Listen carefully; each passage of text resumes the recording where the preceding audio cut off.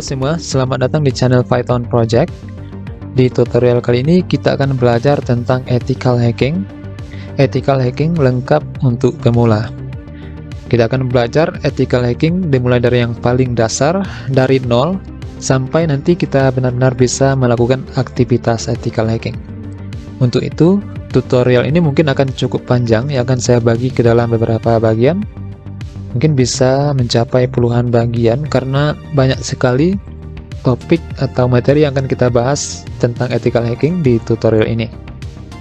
Saya akan coba jelaskan secara detail dan sistematis biar nanti mudah dipahami, dan mudah-mudahan setelah selesai mengikuti tutorial ini kita memperoleh ilmu tentang ethical hacking yang mungkin bisa bermanfaat untuk diri sendiri. Oke, tapi sebelum kita masuk ke tutorialnya, terlebih dahulu saya akan jelaskan secara singkat apa-apa saja materi yang akan kita pelajari di tutorial series ini. Oke, yang pertama itu kita akan belajar cara menyiapkan hacking lab kita. Jadi sebelum kita melakukan aktivitas hacking, terlebih dahulu kita harus siapkan apa-apa saja yang kita butuhkan untuk bisa melakukan hacking tersebut. Misalnya kita membutuhkan VirtualBox, virtual machine. Jadi kita akan belajar cara menginstallnya. Seperti Kali Linux, Metasploitable, atau virtual machine yang lain seperti Windows 7, Windows 8, Windows 10 yang nanti bisa kita gunakan sebagai target system untuk bisa kita melakukan praktek ethical hacking ya. Dan kita juga belajar cara men-setting network dari virtual machine tersebut.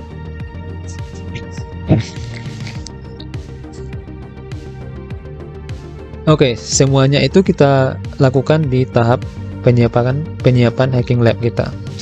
Nah, setelah selesai menyiapkan hacking lab kita, selanjutnya kita akan belajar sedikit tentang komen-komen dasar Kali Linux.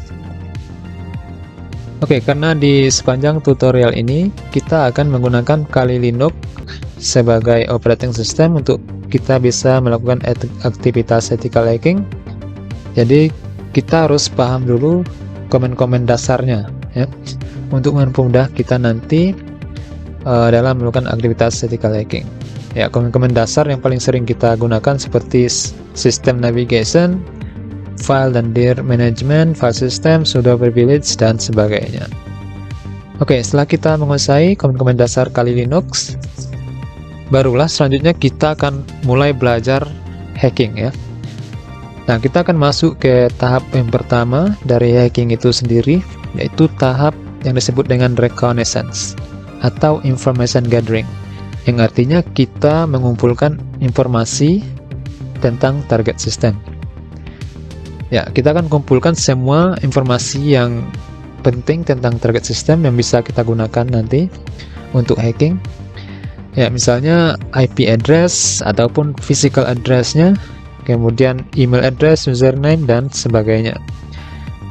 Dan tool yang bisa kita gunakan untuk melakukan aktivitas information gathering ini seperti Whois, WhatWeb, The Harvester, Hunter.io, Sherlock, dan banyak lagi tool-tool yang lain, baik yang sudah ada di Kali Linux ataupun tool yang bisa kita download dari internet seperti dari GitHub ya.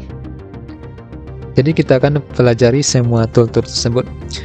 Dan selain itu kita juga akan belajar cara membuat tool sendiri. Jadi tidak hanya kita belajar cara menggunakan tool yang sudah ada, yang sudah dibuat oleh orang, kita juga akan belajar cara membuat tool sendiri ya, dengan menggunakan bahasa Python. Oke, ini tahap pertama dari hacking, yaitu reconnaissance atau mengumpulkan informasi ya. Nah, setelah kita kumpulkan informasi seperti IP address tadi, nah IP address itu bisa kita gunakan untuk melakukan scanning ya. Nah, scanning ini sebenarnya juga information gathering, tapi informasi yang kita kumpulkan itu informasi yang boleh dikatakan private atau privat ya, atau yang lebih mendalam tentang sebuah target system. Jadi scanning ini tidak seenak kita ya. Kita boleh melakukan scanning jika ada izin dari yang memiliki sistem tersebut. Jadi kalau tidak ada izin, maka aktivitas scanning ini dikatakan aktivitas ilegal ya. Untuk itu, untuk tujuan scanning ini, nanti kita akan gunakan virtual machine seperti Metasploitable ya. Kita akan men-scan Metasploitable untuk praktek melakukan scanning. Oke. Informasi yang kita cari di scanning ini cukup mendalam ya, supaya nanti bisa kita gunakan untuk mencari kelemahan dari sistem tersebut dari informasi yang kita peroleh dari scanning. Nah, di tahap scanning ini kita akan bahas beberapa poin sini seperti TCP, UDP. Kemudian kita akan belajar cara melakukan port scanning, port service version scanning. Kita juga akan bahas tentang firewall dan bagaimana cara kita bisa melewati firewall, tidak dihalang oleh firewall saat melakukan scanning ya. Misalnya dengan menggunakan decoys dan paket fragmentation teknik nanti, ataupun security evasion dengan Nmap. Yang kita akan pelajari semua ya. Jadi tool yang kita gunakan adalah NetDiscover dan juga Nmap. Selain itu kita juga belajar membuat tool port scanner sendiri dengan bahasa Python. Oke.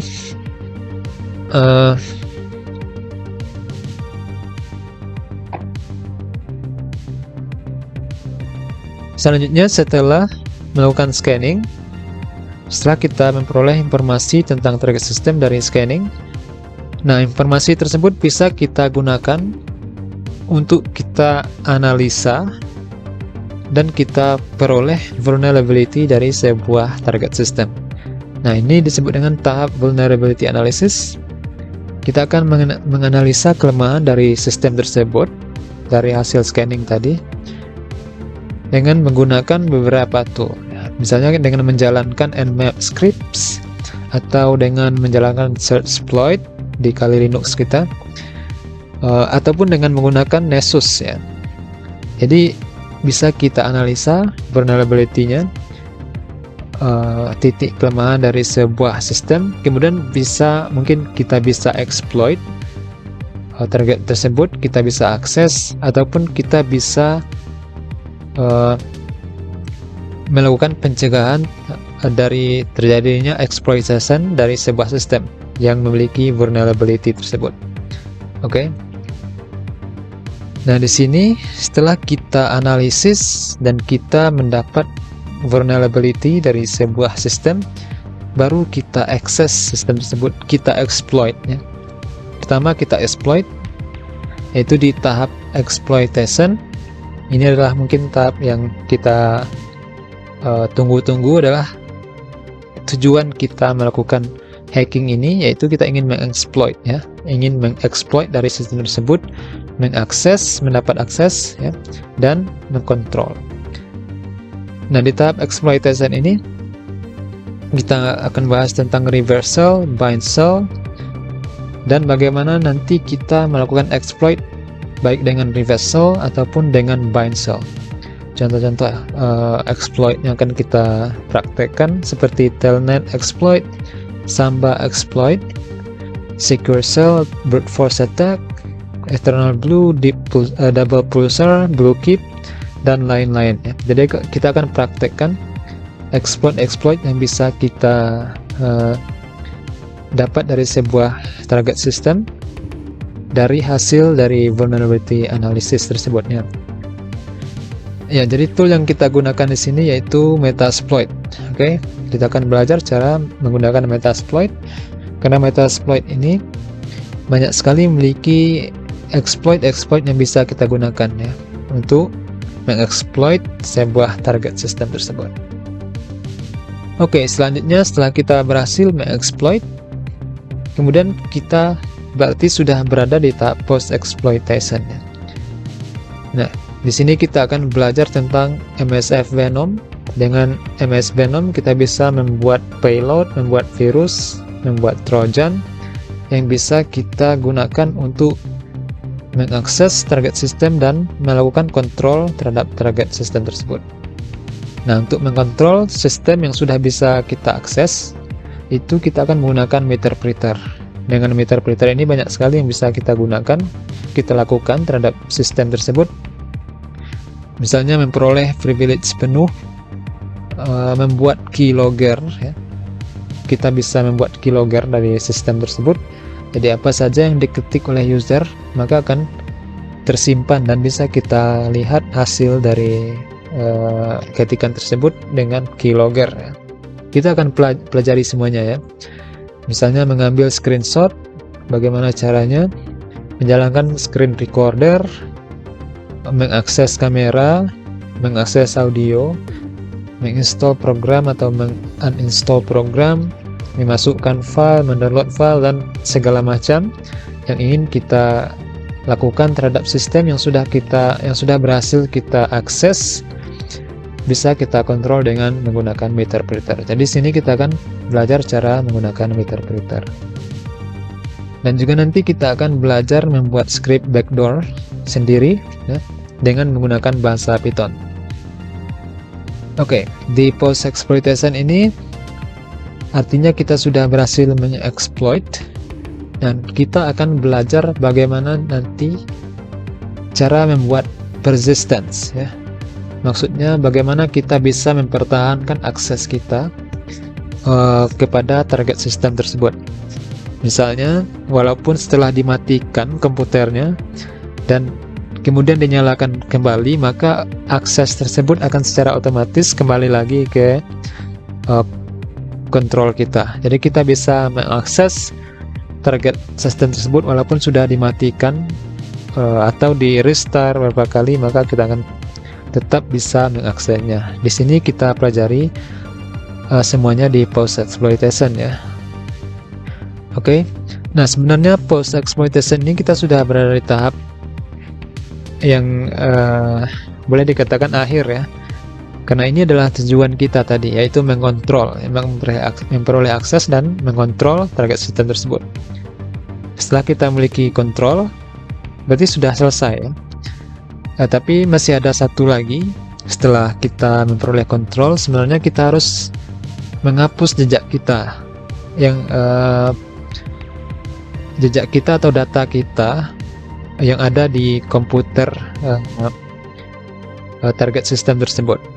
Jadi data-datanya kita hapus, misalnya log ya, supaya nanti tidak terdeteksi bahwa kita pernah ada di sistem tersebut.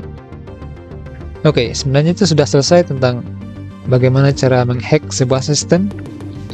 Kemudian kita akan pindah ke topik yang juga cukup besar ya, itu tentang web hacking. Oke, di web hacking ini banyak juga materi atau pembahasan yang akan kita pelajari nanti satu persatu. Misalnya HTTP request and response, shell shock exploitation, HTML injection, SQL injection, Hydra brute force attack, dan sebagainya ya. Semuanya bisa kita pelajari di tahap sini, di tahap web hacking ini ya. Kemudian kita juga akan bahas tentang man in the middle teknik ya, man in the middle attack. Dengan MITM ini kita bisa men-spy atau memata-matai aktivitas seorang user di internet. Misalnya situs apa yang dia kunjungi ya, atau apa yang dia ketik saat dia login ke sebuah akun misalnya. Jadi bisa kita lihat dengan menggunakan teknik man in the middle ini, atau dengan menggunakan ARP spoofing ya. Jadi toolnya bisa kita gunakan Bettercat ARP spoofing, Ethercap password sniffing ya, dan juga kita akan belajar cara menggunakan SCPy. Oke. Dan selanjutnya kita akan juga belajar tentang wireless access point cracking. Di sini kita akan belajar cara menghack wireless ya, dengan aircrack password cracking dan hashcat password cracking. Selain wireless ini, kita juga akan belajar cara melakukan hacking terhadap sebuah perangkat Android ya, atau Android hacking. Jadi sini kita belajar beberapa hal, cara menginstal Kali Linux di Android ya, menggunakan Metasploit di Android, mengakses Android dengan Meterpreter ya, menggunakan EvilDroid, Lemon Framework, Ghost Framework, ngrok, dan sebagainya. Di sini kita pelajari di tahap Android hacking.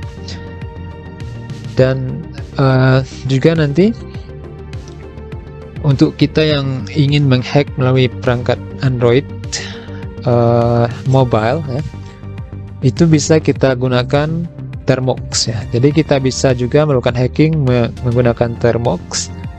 Jadi kita akan bahas di sini beberapa poin. Misalnya cara menggunakan Nmap di Termux, OSScans tool, HTTrack clone website, menggunakan NSLookup tool di Termux ya, Darkfly tool, Hedgehog, LazyMux, dan sebagainya. Oke, jadi semuanya lengkap dari sistem komputer sampai ke web hacking, wireless hacking, Android hacking, dan sampai juga ke hacking dengan menggunakan Termux. Oke, kira-kira itu saja yang akan kita pelajari di tutorial series ini.